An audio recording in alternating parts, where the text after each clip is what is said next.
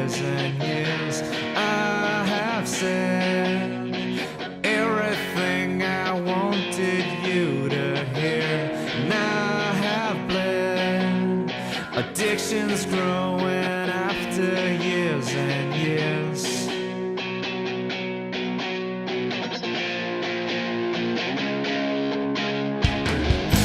Don't you ever wonder when these games are gonna end?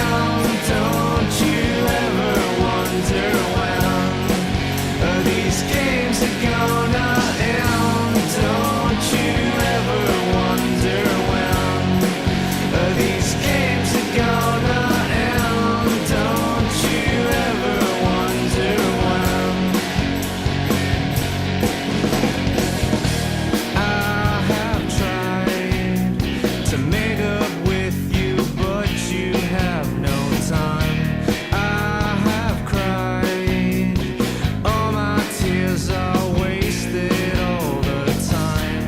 I have tried to make up with you, but you have Living in New York City, there's a lot of pressure. I mean, you see a lot of young people making a lot of big moves, and when you don't see yourself making those big moves, you start getting scared and you start looking to alcohol maybe to get away at night, and you know, that leads to the curiosity of what else can take me much further away. And eventually you run into a white wall known as cocaine, and you know, anytime you can be in a room with Wall Street people, I was starting to go to a lot of these, you know, the underground kind of parties, and there was one fateful night where I was in a bathroom stall, and I just remember saying to somebody that I was doing it with, I said, Jesus, even this is starting to get weak. I wish that there was something stronger. I think that's the moment my life changed, because somebody looked at me and they were like, well, here's what you're going to do. I'm going to put this in your mouth and you're going to treat it like you were inhaling a cigarette. They put like a glass pipe in my mouth. It's crack that you're doing.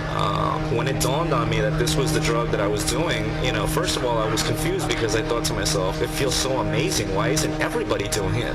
And then little by little, as it started to undo my life and pretty much destroy the fabric of my existence, you know, along the way I started losing a lot of money. I started losing a lot of friends. I was a functioning addict, which means that I never got fired from any of my day jobs. You know, little by little, though, it started to get to the point where I just wanted to quit just because I wanted to find more time to find more money to feed my addiction. And on December 23rd of 2009, you know, my daughter was calling to wish me a Merry Christmas, and I guess she had just learned how to put together the words, I love you, Daddy, and she did so on that day. And that day I realized that, you know, I had to stop. You know, I committed to quitting, and since then I've never touched a drug again. But the next 60 to 65 days were hellish. I mean, I remember going to undisclosed facility and committing myself for 28 days.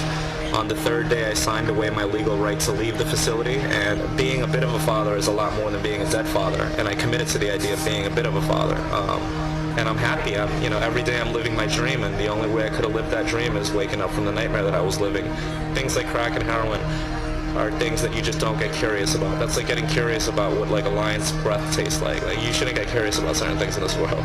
And I did, and I paid the price for it. I lost 5 years of my life, and when I asked for God's help, He gave it to me. And but it all started with me wanting to get clean.